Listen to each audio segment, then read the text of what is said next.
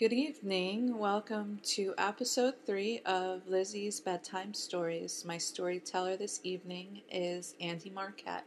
Welcome back to the Liz McMullen Show, Andi. Hi, Liz. Thank you so much for having me back on. Oh, my God. Sweet! I was like, God, after that last time, you actually invited me back? What? Yes. You and I we got some mighty fine chemistry going on. I think you're awesome. Oh, thank you. Oh, don't get all verklempt on me. Oh. You know, that's what I told you to have some, tissues nearby, just in case you got a little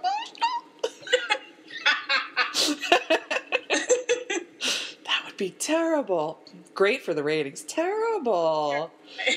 Oh, my God. No, so I don't.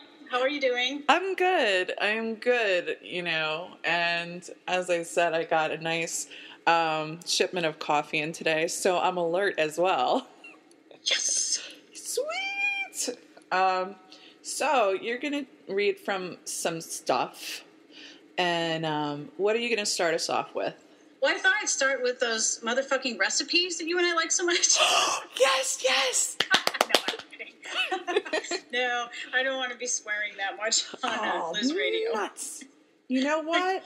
For you guys, if you don't know what we're talking about, I found this website, and I do believe it's called Motherfucking Recipes.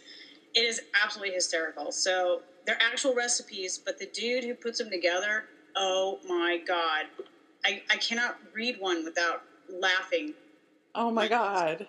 Do you know what I want to do? And I've actually, Adrian recorded a few as well. And the two of you are so wicked good at it. I tried, but I was stumbling and I'm like, no, I'll leave the awesomeness to the other people. So I may actually recruit you guys for an episode where we do a reading, from the different recipes and whatnot. Because they're fierce. That guy is hilarious. Because it's so metal. It's just crazy. Like, that sandwich, turn that bitch over on the pan. It tastes so freaking good. Aw, you're such awesome. I wish I could cook like that. Oh, Lord. You're such a lady. That's why I invite you on my show. It just depends on the context. Okay, so what actually are you going to be reading? I thought I would read from one of my short stories that's posted on my website. It is called... Although, you know what, Liz? I do have another story. Well, it's kind of erotic, so we better not be reading that before bed. What? No. You can't tease my listeners that way. Besides the fact, Isabella was my first reader. Oh. Isabella was my first reader, and she read not one, not two, but 3 erotic short stories. But you know what? Isabella's good at that. She's good at reading that stuff aloud. I get really embarrassed, and I start laughing. Okay. So we'll stick with romance. How's that? Whatever floats your boat. All right. So we'll kick it off with a story I wrote a few years back called The Kindness of Strangers. It takes place in Butte, Montana, which is one of my favorite places.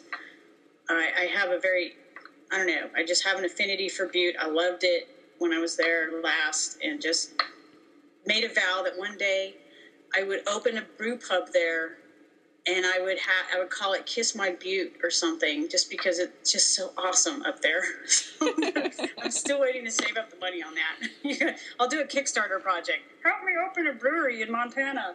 Dude, I'd totally drink with you. That would be awesome. Oh my God, Butte is awesome. It is. Anyway, all that aside, the story takes place in Butte. It's the story of a young woman named Aiden who is on her way to graduate school in Montana, and her truck breaks down outside Butte. So she ends up having to stay the night there, and you just never know.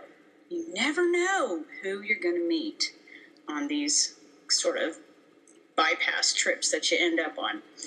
And that's what the story's about. It's who she meets and what that means in her life. Dun, dun, dun.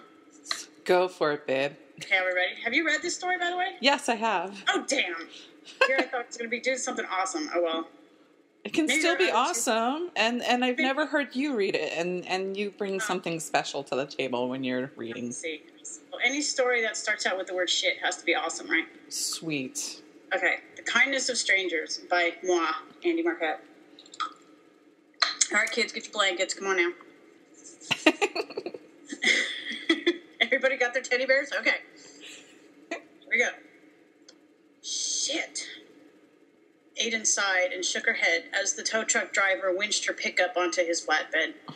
She turned and hunched her back toward the late summer wind, her gaze sweeping south across Interstate 90 as she tried to absorb the Montana landscape and the impossibly blue sky overhead.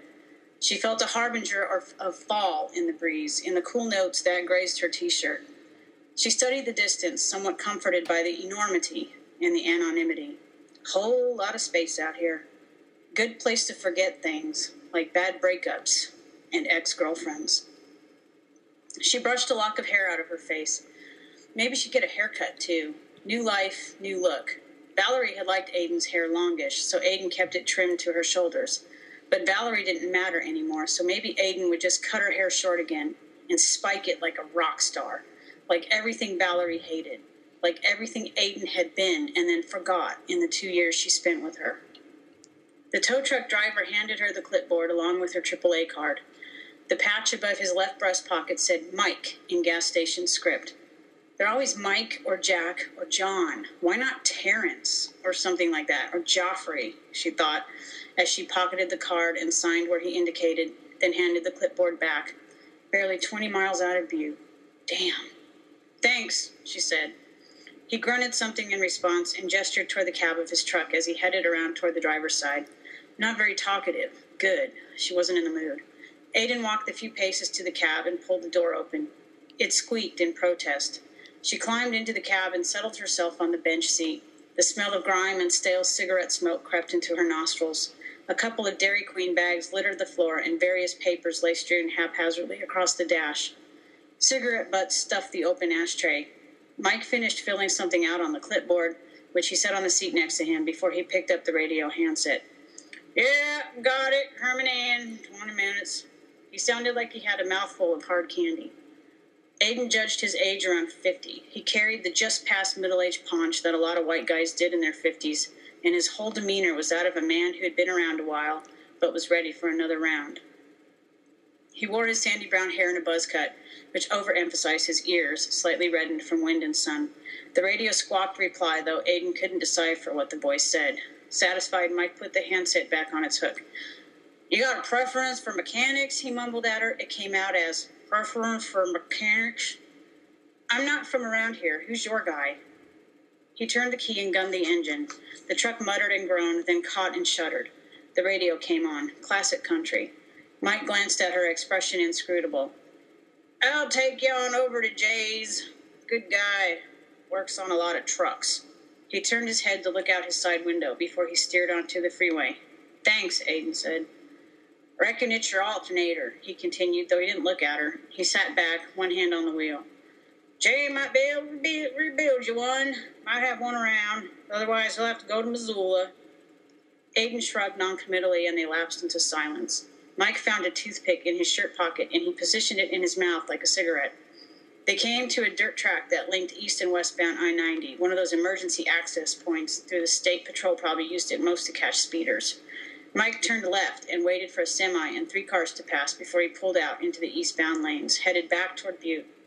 Aiden continued to stare out the window, watching the rolling hills climb into the Pioneer Mountains in the distance. She thought again about Valerie, about the phone message she left that morning. Sorry to bother you, but I found some more of your things at the house. A few books and a couple of shirts. Let me know what you'd like me to do with it. Aiden called her back at a time when she knew Valerie would be at work, and she left a message telling Valerie to send the stuff to Aiden's mom in Chicago, and she could go ahead and do that in the future if she found anything else. Thank you.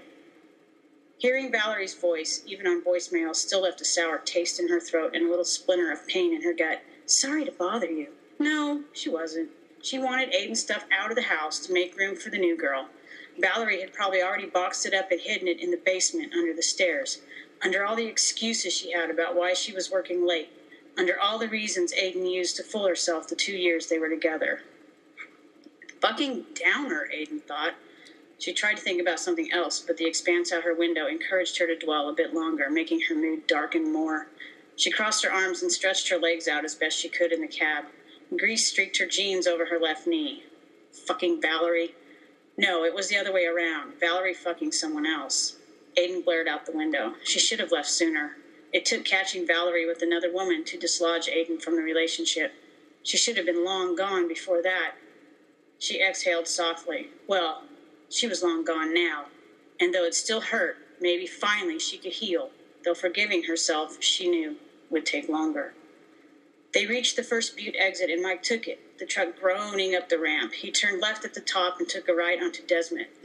From there, he turned left onto Montana, a main drag through the city. Aiden had cruised up and down this street not 3 hours earlier, exploring before she continued on her way to Missoula. She liked the way Butte felt, liked the historic vibe and the echoes of a rowdy past. She even liked the way the denuded hillsides proclaimed their mining heritage, huge scrapes in the earth, sort of like scars. She tapped her fingers on the truck door's armrest and sat up, relieved to see that Jay's shop stood pretty close to the interstate. Mike steered the big truck into the dirt parking lot that adjoined the cinder block structure. He stopped and stomped on the emergency brake and got out, leaving the engine running. Aiden took that as her cue to get out, too, and she crossed the parking lot toward the front entrance. She pulled the glass door open, triggering an electronic doorbell. She approached the counter, an old, scuffed affair. A computer monitor stood on it, which made her feel a bit better about this place. The glass door into the garage area was located to her right, and 3 beat-up dark green chairs lined the front window, while an equally exhausted coffee table held a scattered plethora of faded magazines. Aiden glanced around the paneled walls, noting the posters for various car parts and a calendar from a local doctor's office that showed landscape scenes. She sniffed and smelled oil, tires, and dust. It reminded her of her grandfather's garage, and she smiled. "Howdy, help ya?" Aiden turned toward the voice, an easy rural drawl, as a short, wiry man with neatly trimmed red hair regarded her from the doorway into the work area. He had the door propped open with his foot, and he wore dark blue trousers and matching long-sleeve shirt. Mechanic scrubs, Aiden's grandfather called the uniform. "Yeah, my truck broke down. I called AAA, and Mike, the tow truck driver, brought me here." The man approached the counter, wiping his hands on an orange rag that he shoved into his back pocket. "Mike out there unloading?" Aiden nodded. She must have looked despondent because he offered a sympathetic smile. "I'm Jay. This here's my shop." "Oh, cool. Mike said you do a lot of work on trucks. He thinks it's the alternator." "Well, what happened?" Jay went around to the computer. Aiden made a frustrated noise in her throat. "It's been acting up for a while, conking out, taking a while to start, kind of that whole loss of power thing. I had the battery checked in Billings, and the guys there recharged it. I thought it might be the alternator, but I was hoping to make it to Missoula. Guess that's not going to happen," she finished. He looked at her, blue eyes twinkling with humor. Not today, anyway. You got a place to stay?" She shook her head and jammed her hands into her front pockets. One more fucking thing to think about. "Are you okay on money?" Jay asked. "A friend of mine runs the Copper King B&B up on Granite. Nice place. It'll give you a sense of history if you like that sort of thing." For the first time in a few days, her mood lifted. "Yeah, I'm fine on money. Do you have the number?" He smiled and wrote something on a yellow Post-it.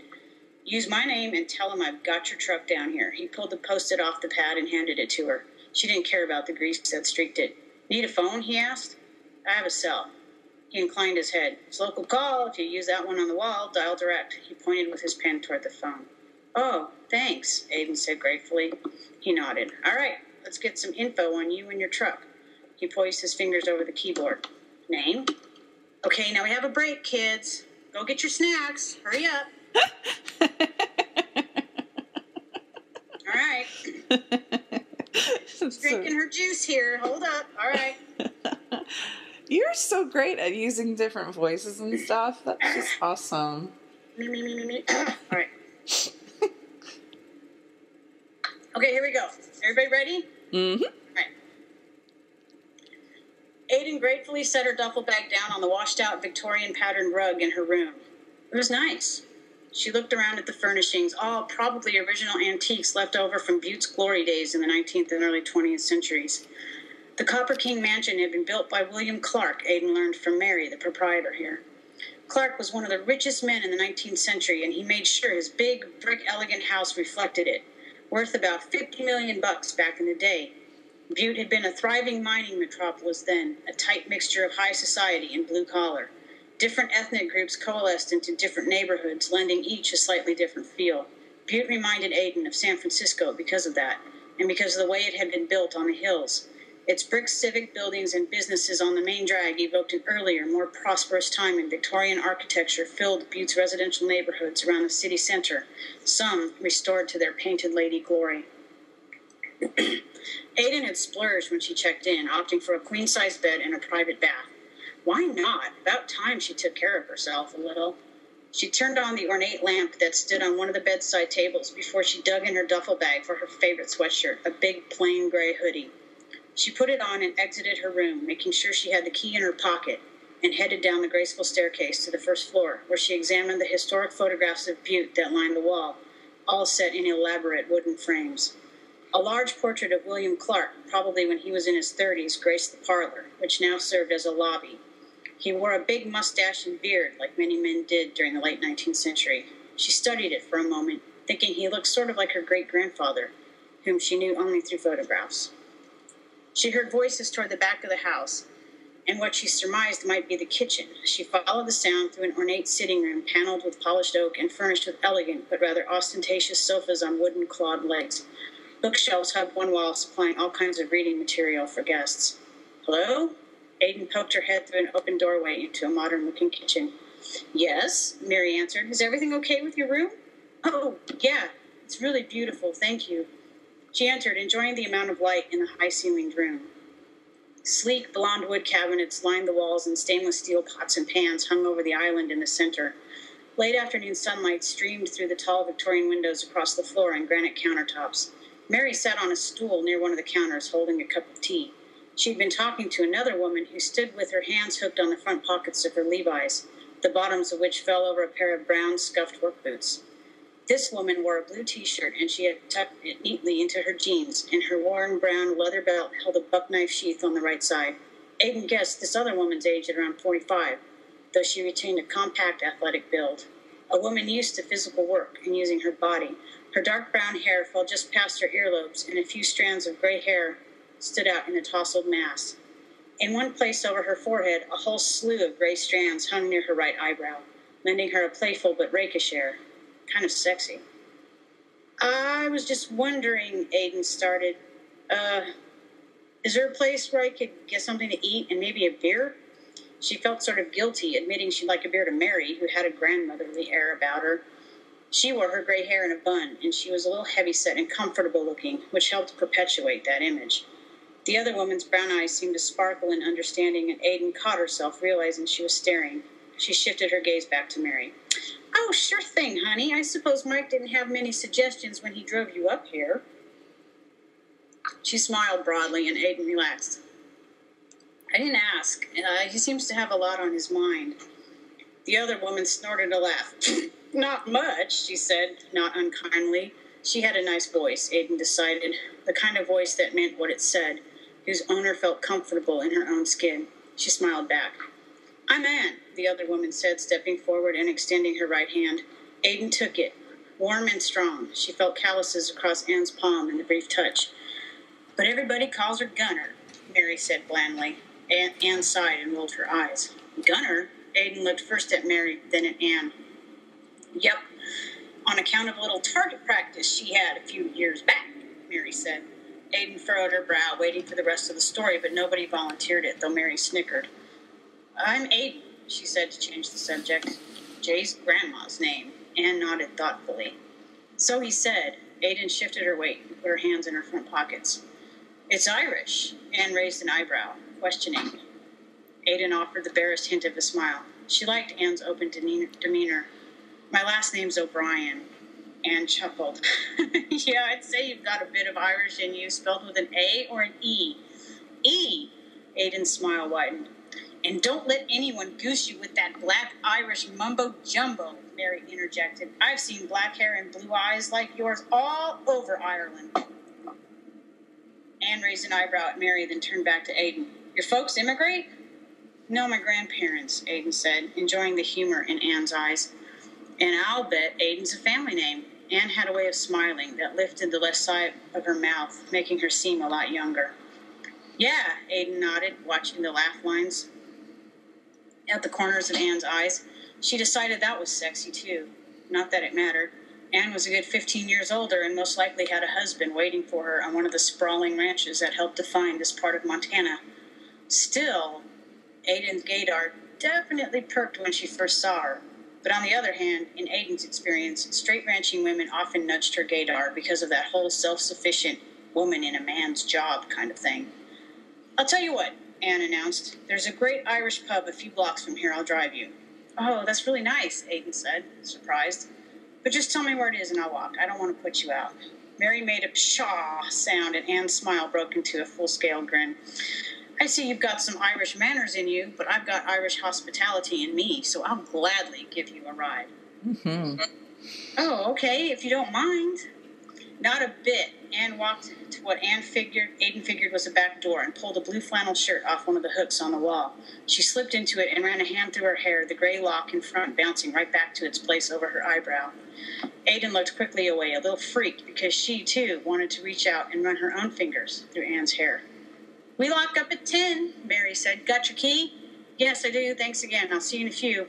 Oh, honey, I doubt that. I go to bed at 10. And Mary winked at her as Aiden followed Anne out the back door. She led her down a set of wooden steps onto a brick patio, then onto a narrow flagstone path that curved around the side of the house to the driveway. Anne directed Aiden to a large blue Ford pickup truck parked behind a silver Jeep Cherokee. Doors open, Anne said as she got into the driver's seat. Aiden climbed in and settled back against the upholstery of the bench seat. Unlike Mike's cab, Anne smelled of leather and pine air freshener. Sort of comforting. Thanks again, she said as she buckled her seatbelt. No problem. Anne backed the truck out of the driveway and onto the street. Did you know Butte's referred to as Ireland's 5th province? Aiden looked over at her. My grandpa mentioned that when he heard I was moving to Montana. He told me to stop in Butte and let him know how it felt. He hasn't been back to Ireland in 30 years. Anne smiled again. Well, Butte's closer. Where do they live? Illinois? Then Butte's definitely closer if he needs a heritage fix. Anne flashed her a quick smile and turned her eyes back to the road. Irish miners came here in the 1800s and found a hell of a lot of mineral wealth, and damned if they didn't build themselves a city. There was lots of money here once. Ridiculous amounts. Butte was a major party town and business center. She glanced in her rearview mirror. There's only a third of us left now, but back in the boom days, 100,000 people lived here. Kind of funny, too, how it became an Ireland outside Ireland. Did you get a chance to drive around before the car trouble? Yeah, I did. It looks kind of like a mini San Francisco. Hadn't thought of it that way, but you're right. Anne turned onto Galena Street. She slowed down and eased against the curb. Few cars lined the road, so she had no problem parking close to the pub. Aiden looked out her side window at a multi-storied brick building that could have been a 19th century mercantile. It's an old newspaper building, Anne said.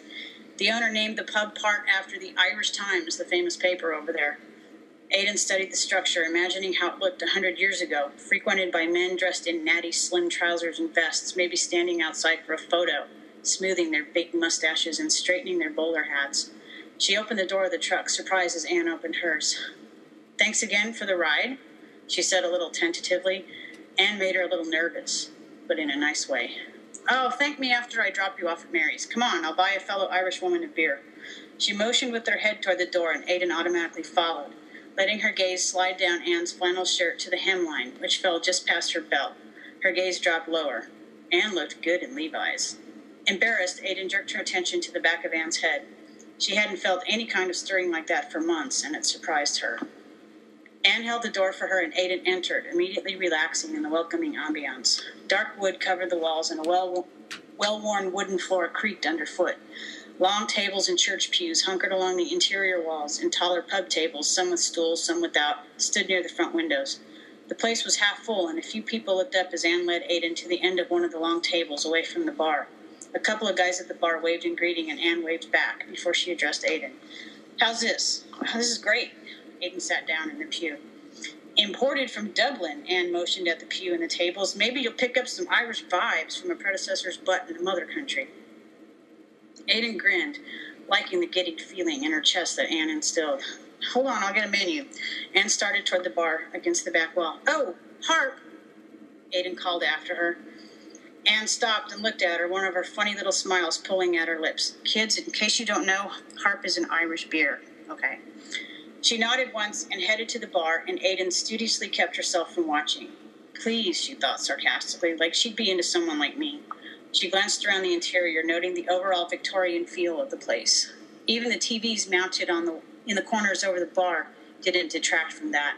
She sniffed, smelling beer, cigarette smoke, and history, a musty smell like damp bricks. A group of people sat talking at a nearby table. Aiden heard one man mention the Denver Broncos. Anne reappeared holding 2 pint glasses full of beer. She set one in front of Aiden, and with her empty hand, she removed the menu from under her arm and handed it to her. She put her own beer down and sat in the chair across from Aiden. "Ah, thanks," Aiden said, smiling again. It felt good to smile. It made her think of the woman she had been. Maybe her old self was finally coming back. She glanced at the menu. "I think I'll just go for a burger," she decided after a few moments. "That's a good choice," Anne said. "They're tasty here." A young man wearing a Montana Tech t-shirt arrived. "What can I get you?" he asked pleasantly. Aiden looked up at him. "Regular burger, no onions, medium well, fries." "Cheeseburger," Anne added. "Hold the onions, medium coleslaw." "Gotcha. Be up in a few." He turned to go. "Thanks," Aiden said to his back. He looked over his shoulder at her and grinned. She reached for her beer and took a sip. She said appreciatively. Anne chuckled and took a drink from her glass. "So what's the verdict on your truck?" "I don't know. Jay said he'd let me know tomorrow. He told me I probably wouldn't be able to leave till day after tomorrow, depending on the parts. If he has to send to Missoula, it might be longer." "Could be worse," Anne said, shrugging. "Billings comes to mind." Aiden grinned. "Yeah, you're right. And where the hell would I find an Irish pub there?" "Indeed." Anne lifted her glass. "May the road rise to meet you," she toasted. Aiden raised her own glass. "And may the wind always be at your back." She took a drink, enjoying the little warm tingle she got as Anne regarded her over the rim of her glass. "So, Aidan O'Brien, what brings you to Montana?" Anne asked as she set her glass down on the table. "Grad school in Missoula, mostly." Anne raised her eyebrows. "In what?" "Forestry and wildlife conservation." "Well, that's the place for it. Why that?" "Oh, I love it. I worked for the Forest Service in Wyoming for a while after I finished my bachelor's in wildlife biology." She caught Anne's gaze. "A while ago. I graduated from Northern Arizona 7 years ago. Then I went to Wyoming, and 3 years ago I ended up in Denver." Anne kept quiet, her eyes encouraging her to continue. "Division of Wildlife," Aiden said. "So why grad school then? Isn't division a good job?" Aiden hesitated before answering. "I wanted to go to grad school for a while. It'll open some doors for more opportunities, and I needed to do something else." She shifted her gaze to her glass and thought, "Like, get away from my ex." "Well, I won't worry about you in the Montana winter since you've done time in Wyoming." Anne reached for her glass. Aiden felt a little rush. It was kind of cute for her to say something like that. "So presumably you've got a place lined up in Missoula?" Aiden nodded. "Yeah, a friend of mine is working on her PhD there. She's got a spare room until I get more settled." She had packed only the bare necessities when she left Valerie. The rest she had given away or sold as soon as she possibly could. Fortunately, Aiden hadn't accumulated much during her years as an undergrad or working for the Forest Service and the Division of Wildlife. Both jobs required a certain ability to be able to pick up, move around, and make do in rustic conditions. "That's good." Anne took a swallow of beer. "Saves you the trouble of having to find a place in the fall semester rush." She smiled again just as their food arrived. The conversation shifted back to Butte. Anne provided more history of the city and the surrounding area, telling stories about some of the more colorful personalities. Aiden liked how Anne's nose was slightly crooked, how her jaw could look stubborn but approachable all at once. She liked how Anne wore her years like wisdom in the lines at the corners of her eyes and in the shape of her cheekbones, how the gray lock of hair above her eyebrow moved when she laughed.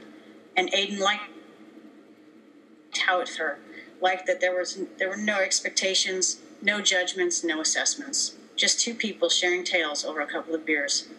They finished eating, and the young man returned to take their plates. Aiden ordered 2 more beers, and Anne ordered 2 more beers, and Aiden let her, deciding she needed to have some fun. Besides, being around Anne made her feel relaxed, made her feel more like herself, like the woman she hadn't been for too many months. The server interrupted Aiden's thoughts when he returned with their pints and took their empty glasses. Anne raised her new glass in another toast. "May you have the hindsight to know where you've been," she said solemnly, "and the foresight to know where you're going." She paused for effect. "And the insight to know when you're going too far." She winked and took a sip. Aiden laughed and took a long swallow. "So," she started, Are you from here originally? Anne smiled. Yes and no. My grandfather came with the miners who arrived just after the turn of the 20th century. One of the many Sullivans you'll find in the phone book here. My father was born here, but he moved to Helena for a while. That's where I was born. But Dad couldn't shake Butte, so we moved back, and he got into ranching. I went to school in Idaho, agricultural and animal sciences, came back and handled the family ranch for a while. Do you still have the ranch? A lot of it. I've sold off a few parcels. My oldest brother still lives on part of it. So do you live there too? Aiden ran her fingers along her glass, watching Anne's lips and then her eyes. She imagined Anne's mouth on hers and caught herself. Why was she going there? Anne was just being nice, taking pity on her. Oh no, I moved into town a few years ago, Anne said. I own properties and rentals and spend a lot of time fixing things and restoring some of the Victorians around here. You might have noticed those. Humor danced in her eyes. Wow, is it hard to work with the old houses?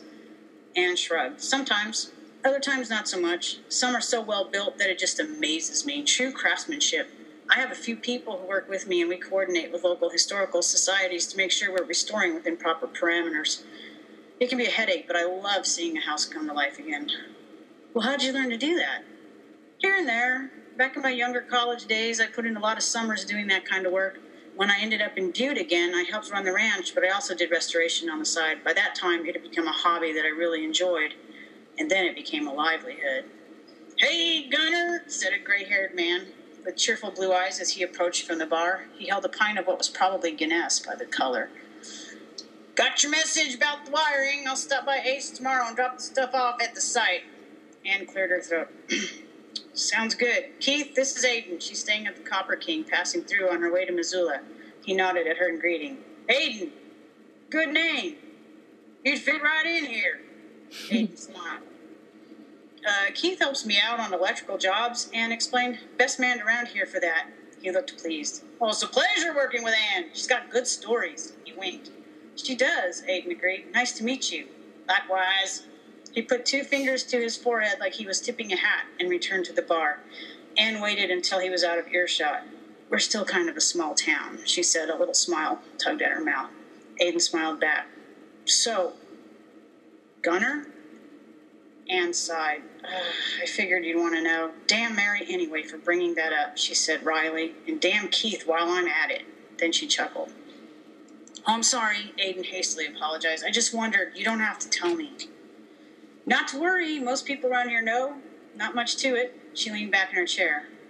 A while back, I got married. Damn, Aidan thought. She is straight.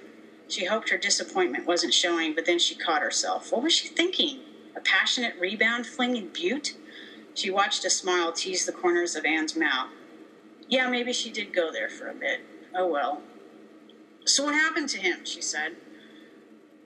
That's why I'm called Gunner. Anne lowered the front legs of her chair back to the floor. He wasn't the nicest man around. Okay, he was actually a bastard of the highest order, though he came by it naturally. His father was just as bad.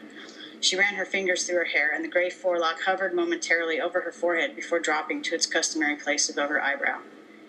Anyway, one day, about 2 years after I married him, I'd had enough of the way he treated me. She looked down at her beer. And I threw him out and filed for divorce that day. I still had Sullivan attitude after all, in spite of everything. But I knew he'd be back. He bothered the hell out of me for a month, but in a way that was just barely legal. Finally, there was a showdown. She paused and looked down at the table. And I shot him. Aiden stared. Seriously? She could totally see Anne doing that. Anne grimaced. It was him or me. One day he showed up at the ranch and shot up my other truck. I called the sheriff, but the ranch is 20 miles outside of town, so I knew it'd be a bit before he got there. She shrugged, though her voice sounded strained. Dan tried coming in, but I barred the door. I told him to leave, that the sheriff was on his way, and if he didn't leave, I'd shoot him in the ass. Aiden tried not to laugh, but it came out anyway. Anne grinned, sheepish. I know. In the ass. Why I said that, I don't know. Anyway, he started shooting at the house. He blew out a couple of windows, which actually helped me in a weird way because I wasn't scared anymore. It really pissed me off because it was winter, and getting windows fixed in the winters up here is a bitch. What did he do then? Aiden imagined a younger Anne wielding a gun, telling some guy she was going to shoot him in the ass. She leaned forward, listening. He tried climbing through the broken front window, so I shot over his head, and that got his attention. But only for a second, because he shot at me, directly at me. The bastard missed, fortunately. Oh, definitely, Aiden thought. I wasn't really thinking then, Anne said. I fired back. I caught him in the shoulder. It knocked him flat on his back outside, and by that time, the sheriff got there. He came barreling out of his car, and there's Dan lying in the snow, whimpering and crying, and the sheriff looks at me and he says, well, goddamn, if it isn't Gunner Sullivan. She shook her head ruefully. Most people around here know me, and they knew Dan, so my penance for shooting him is putting up with the nickname. Better than jail. She raised her eyebrows and took a long swallow from her glass. I'm glad he didn't die, actually. I wouldn't want to face the repercussions for that now, or in the afterlife if there is one. Well, where is he now? Aiden asked. I don't know. Don't care. He left and hasn't been back. I expect the sheriff told him that if he ever did come back, he'd finish the job I started. Made the divorce a lot easier. Aiden nodded. She'd seen that kind of justice in Wyoming, and it seemed to work. Were you okay? Once again, she fought an urge to reach across the table and touch the gray lock at Anne's forehead. Physically, yeah. In other ways... Her voice trailed off and she didn't respond for a moment. I'm not proud of shooting a man, especially someone I called husband. Her voice dropped and the expression in her eyes matched the distance of a Montana mountain range. And I'm not proud that I let someone treat me so badly in the first place. Not sure how that happened. I hate that it came to guns, but I think he would have... She made a clicking sound against her teeth with her tongue. It's over, but I don't really carry a gun anymore. After what happened, I don't like how it feels to have that kind of power. It's not something I take lightly. I'm really sorry, Aiden offered, uncertain what else to say. Are you okay now? Anne held Aiden's gaze for a long moment before she responded. I am, for the most part. It's just something you get through. Aiden bit back her next question and instead reached for her glass. It was a bad choice on my part, Anne continued quietly, answering Aiden's unspoken query. I bought into other people's expectations for me, rather than listening to my inner voice and doing what I really wanted.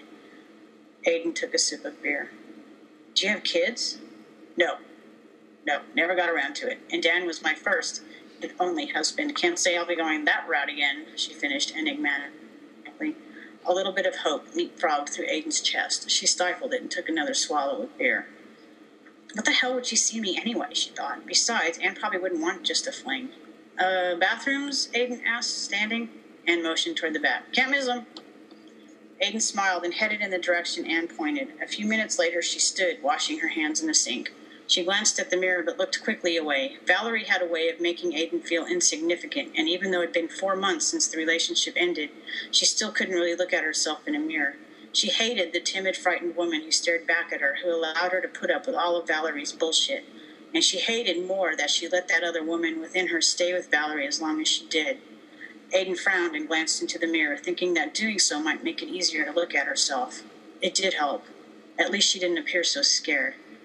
Maybe things were shifting. She dropped her eyes again and dried her hands under the automatic blower. When she returned to the table and took her seat, she felt Anne's eyes on her. I ordered some coffee. It's actually pretty good here. Oh, thanks. That's... Aiden stopped. It's been a rough day. I really appreciate this. She leaned back in the pew, feeling out of sorts, but okay about it, like she'd been in a trance or something for a couple of years, and she was finally coming out of it, though slowly.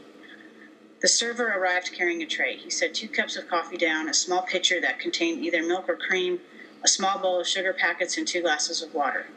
2 spoons rested in the bowl with the sugar packets. Anne thanked him, and he moved away. Aiden poured a splash of liquid from the creamer into her cup. Anne did the same when Aiden had finished. So what else brings you to Montana? Anne reached for a sugar packet.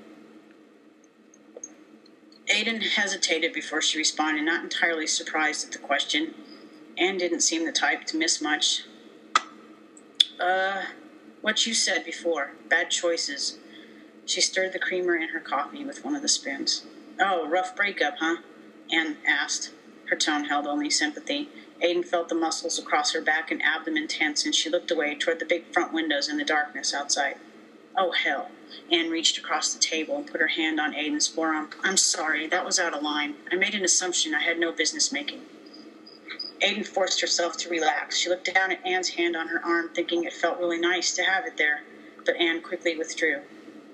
I'm sorry, Anne said quietly. She ran a hand through her hair and stared into her cup. The silence expanded between them. Anne shifted her weight as if she was going to stand up. It wasn't the breakup as much as the whole relationship, Aiden blurted.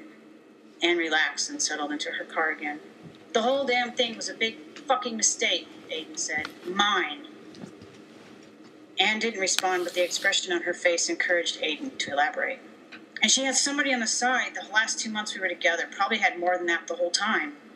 Aiden swallowed past the growing lump in her throat.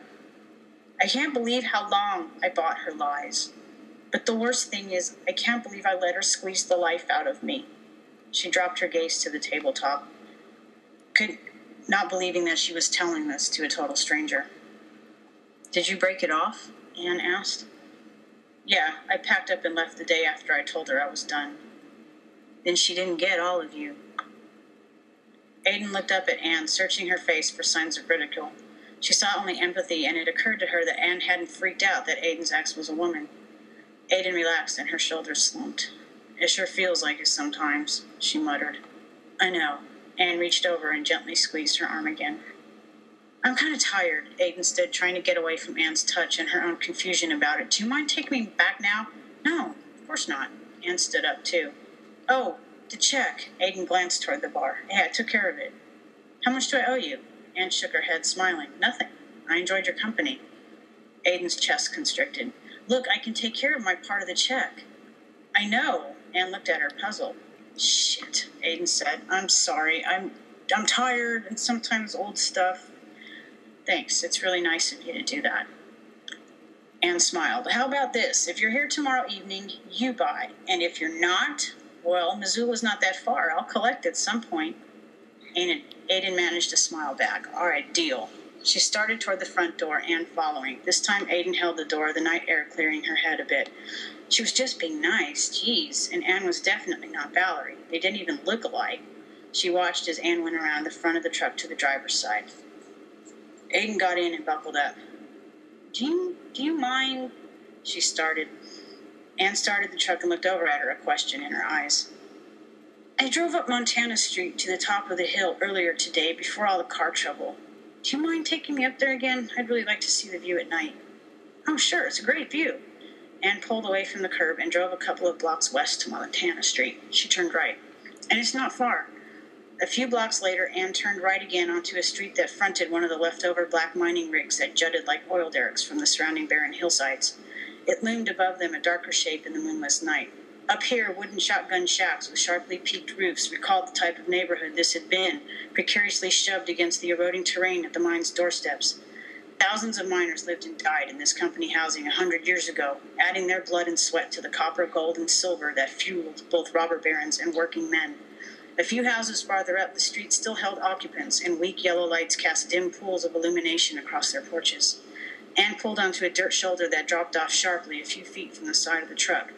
Aiden opened the door and got out. Hey, be careful, Anne cautioned. The edge is soft. I will. Aiden closed the door and stood leaning against the side of the truck, staring out over the lights of Butte, and beyond that the dark expanse that she knew held slices of grassland that buckled into hills and then morphed into mountains. She heard the driver's side door open and the crunch of Anne's boots in the gravel. A dog barked in the distance. Aiden listened as Anne's footsteps carried her a bit beyond the front of the truck, leaving her to her thoughts, giving her some breathing room, not taking it personally. How long had it been since anyone had said they enjoyed Aiden's company?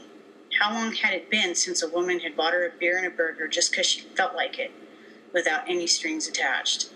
Aiden stared toward the distant interstate, trying to remember. Too long. The lights of Butte blurred in her vision as her eyes filled with tears. She bit her lip, trying to hold them in, but something about the cool Montana air, the whispers of Butte, and the kind gestures of a stranger pulled the wall down between her past and present. Like a log jam in a river breaking free, the frozen parts of her soul she thought she'd boxed up ran like snow melt down her cheeks. Too long. God. Too fucking long. She hugged herself tightly, trying to muffle the sounds of her sobs, but when Anne emerged from the darkness and pulled Aiden against her, Aiden released her hold on herself and instead clung to Anne, crying grief and relief onto her shoulder. and Anne rocked her back and forth, saying nothing, as Aiden pulled the thorns of her past from her heart and let go of the ties that held her to the last 2 years, until finally her sobs dissipated, leaving in their wake a heavy, warm peace. "It'll get better," Anne said softly, in the quiet between Aiden's sniffles. "It already has," Aiden whispered against Anne's shoulder. She started to say she was sorry about her emotional display, but Anne interrupted her. "Don't apologize." Her breath was warm on Aiden's ear, and from somewhere underneath the exhaustion brought on by her emotions, Aiden felt something else entirely.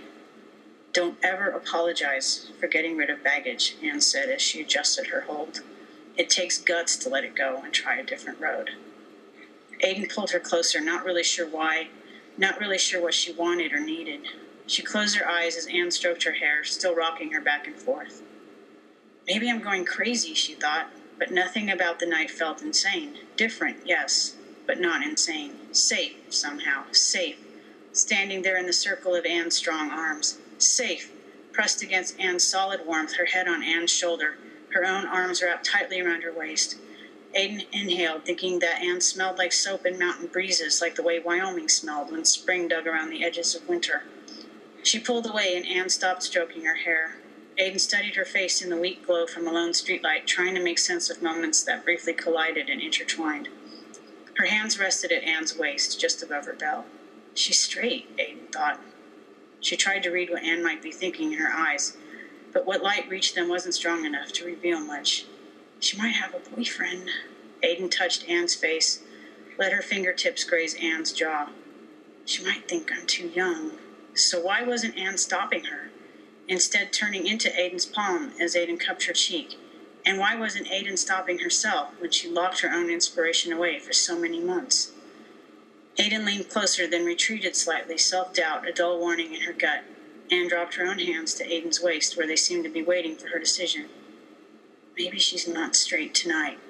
And Aiden felt the woman she had been 2 years ago push her gently toward Anne, push her toward a chance, past the uncertainty and timidity that had so defined her for too long. Aiden pressed her lips carefully and hesitantly against Anne's, allowing her the option to back out.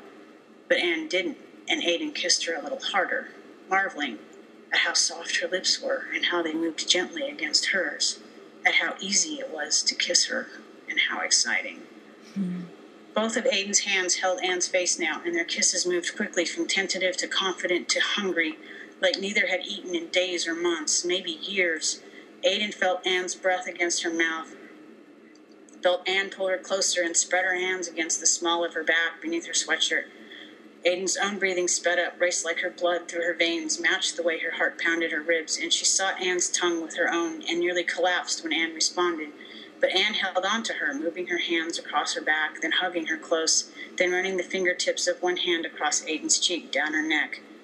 Moments colliding and intertwining. Aiden lost track of them beneath Anne's lips, her strong, gentle hands, and ultimately the moments didn't matter, because Aiden needed to fill the hole in her heart with something other than that unwelcome self, the one that kept her anchored to bad places and broken dreams, the one that told her she had nothing to offer, nothing to share.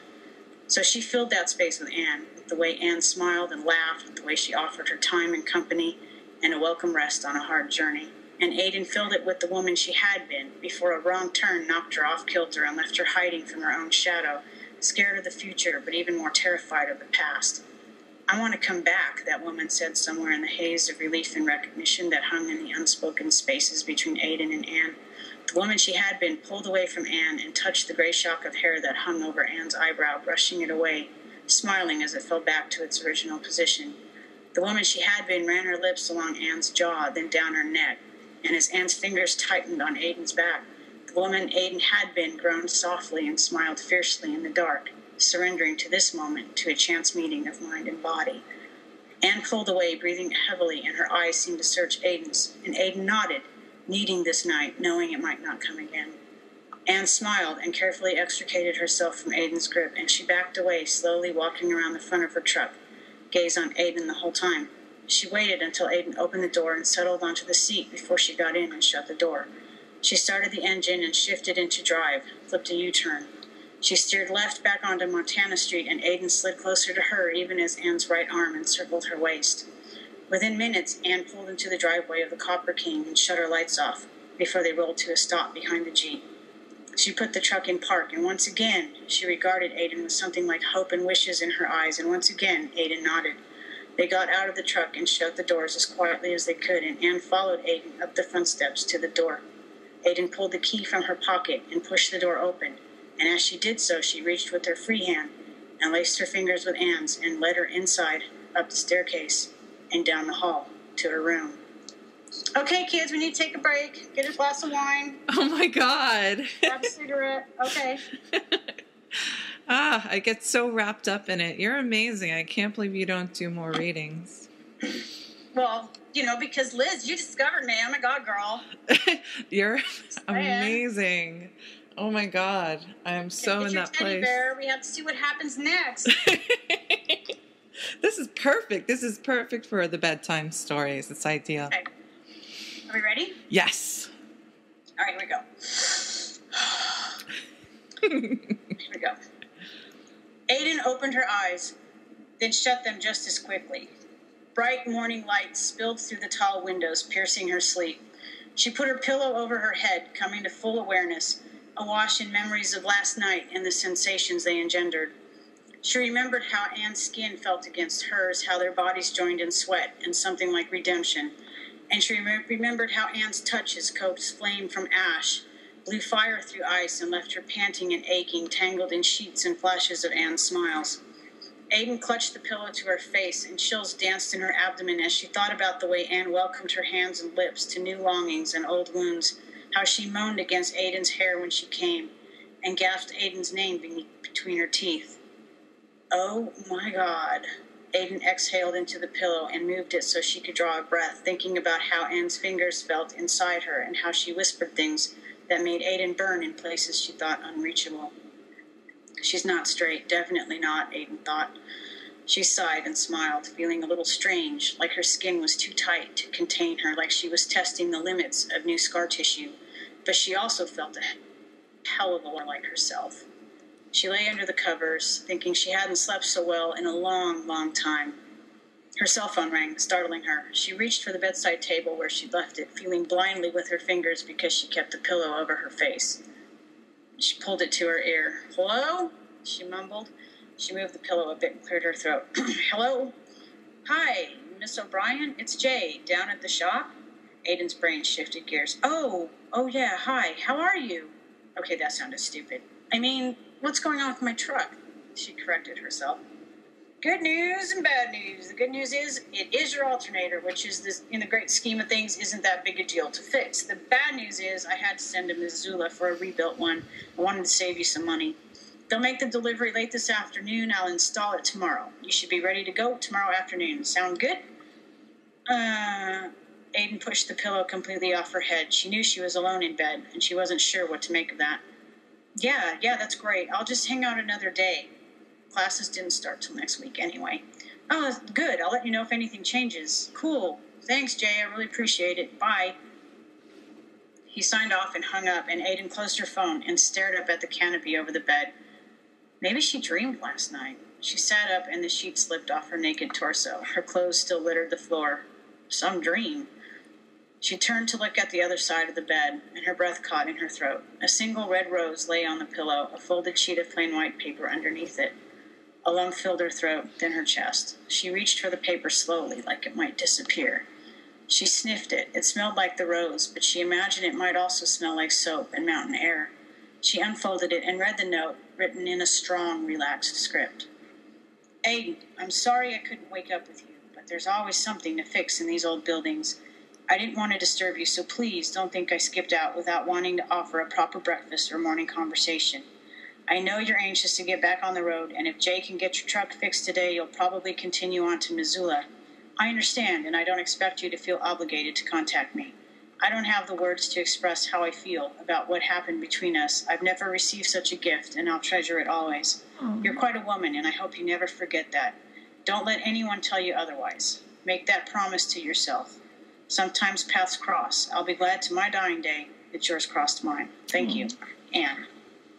P.S. If you're ever in Butte again for an Irish fix, you can always call me, 320-5523. Don't call that number, people. You'll scare the woman on the other line. Just saying.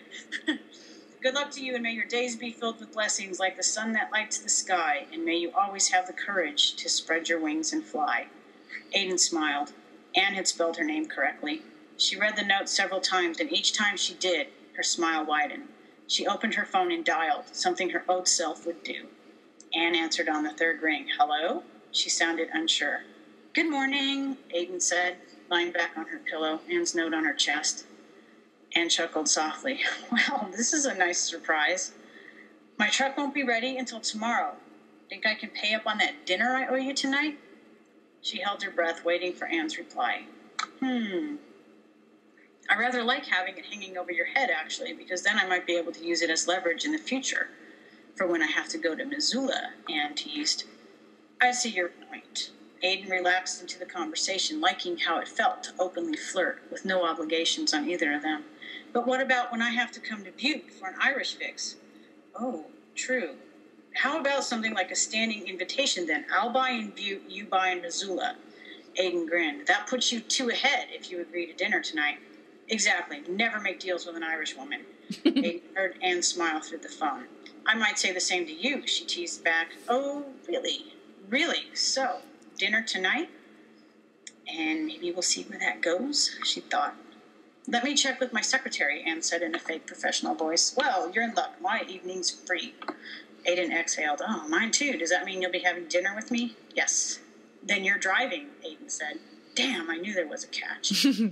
Yes, I am quite a catch. When can I expect you? Aiden asked imperiously, surprising herself with her boldness, but liking the flash of old fire.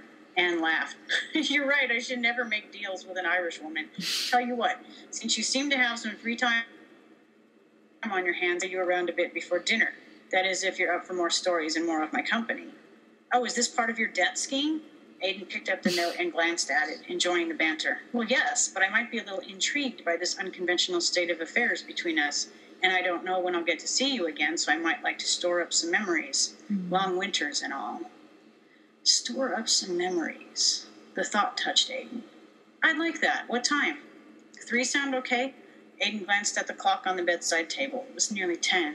Time enough to eat breakfast, pay for another night, and do some exploring on foot. Maybe she'd find a bookstore. Yep, 3's great. I'll see you then. Looking forward to it. Oh, me too. They signed off and Aiden sat up. She reached for the rose and sniffed it before she padded into the shower. When she finished, she dressed in comfortable jeans and a loose denim shirt, then put her hikers on and headed out the door and down the stairs. She turned left, toward the rear of the house, but she stopped suddenly, catching a glimpse of a gilt-framed mirror that hung on the wall a few feet from the portrait of William Clark. Aiden approached the mirror and stood for a long time, searching the other woman's eyes for signs of fear, signs of the familiar pained expression that had haunted her reflection for too long. Instead, the woman in the mirror grinned at her. Store up some memories, she and Aiden whispered together, and Aiden nodded at her before she continued down the hall to the dining room. The end. Time to go to bed, kids. Oh, I love it. I've even read it before, and I'm like, I love it more. I like that story. And plus, I'm Irish, and I spent my junior year abroad in Dublin. Oh my God! Well, see, I picked the right story. Yes, it was perfect because, it was taking me back to Ireland and, imagining what it was like to be there. And yeah, you're a born storyteller. High five. I'm so glad. I'm patting myself on the back. I'm so glad I asked you on the show. Well, I like reading bedtime stories. My parents used to read to me every night. Mm-hmm. So I just like them. My dad used to tease me. Like, I'd ask him to read me a story, and he'd go, long, long time ago, in a far off kingdom. Galaxy far, far away. No, and he'd go, and, and then he'd say, and the princess met the prince, and that's the end of the story. No, Daddy, that can't be the end of the story. That's not possible.